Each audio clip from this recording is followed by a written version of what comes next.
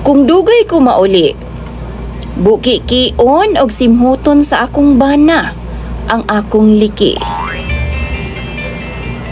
Maayong adlaw kanimo DJ Sam, ingon man sa imoha mga viewers ug followers. Magpatambag pod unta ko nimo ug isa pod ko sa imong mga followers ning imong programa. Itago na lang ko sa pangalang Cheche. Ug na ako'y problema karon. Doon ako'y duha ka mga anak DJ Sam ug 20 anyos pa ko. Akong bana 26 anyos sab ug nagtrabaho siya. Kugihan siya mo trabaho. Itago na lang nato siya sa pangalang Mark. Iyaha sigurong gipaminaw ang istorya sa iyahang mga igsuon DJ Sam. Nga nganong siya pa daw ang moatimana sa among mga anak nga nagtrabaho man daw siya. Pero ako DJ Sam, galihok man sab ko. Tinabangay lang god kumbaga. Pero ambot ba oy sa akong side makapangutan ako. Sakto ba sab nga dili mo tabang og atiman ang akong bana sa among mga anak. Matag uli niya gikan sa trabaho DJ Sam, gusto niya nga maghawid na lang siya sa iyang cellphone.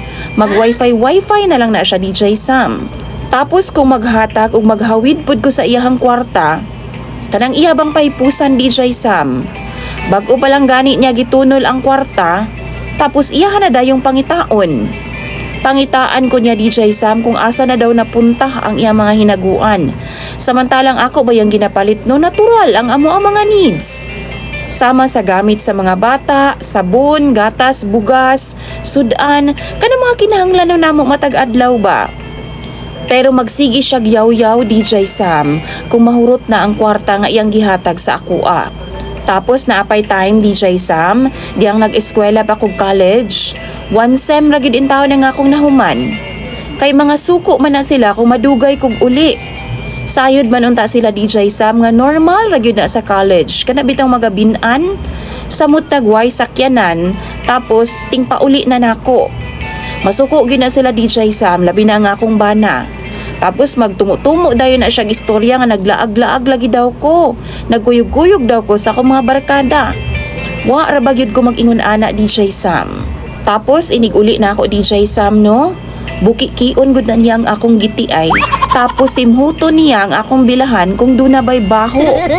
Mao na hinungdan nga magsige na lang in taon mig-away DJ Sam. Mao tong ako na lang giundang ang akong pag-eskwela.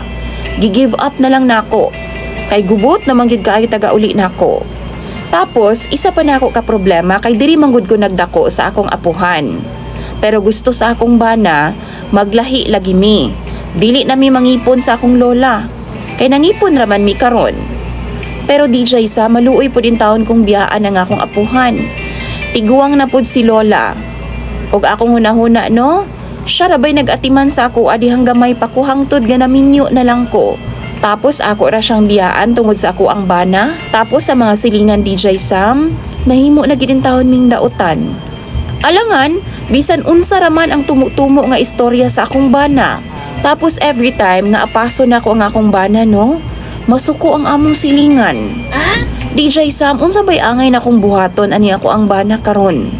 Gikapoy na bay ako oy? Palihog sa imong mga viewers ug followers, tambagi daw ko ninyo sa comment section. Imong sender DJ Sam ug follower, Cheche.